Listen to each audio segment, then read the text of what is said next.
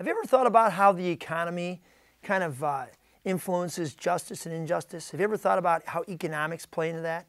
I used to be a Bible teacher, and so I taught ethics class. And in my ethics class, I ran this game. It was called the options game. The options game basically meant that I would put some desks in the corner of one side of the room, and I would call those people the urban poor.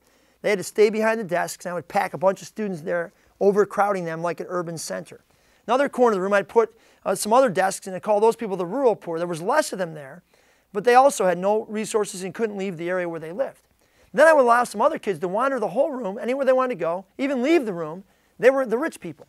And each month in the game, each group or family would receive the resources they had produced for the month.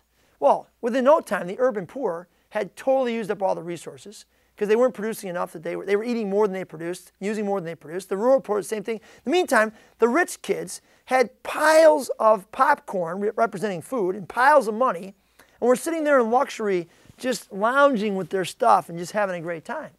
Well, I was amazed in this silly game in a classroom how pretty quickly the people that were urban poor and rural poor were very angry at the kids who were rich. In fact, they wanted to hurt them.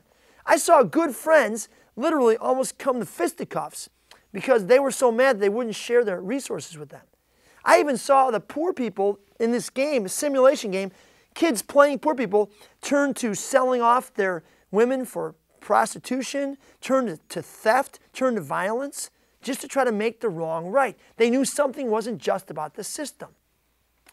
It's interesting how economics play into this whole idea of injustice. You know, what would we do? How would we act if we didn't have everything?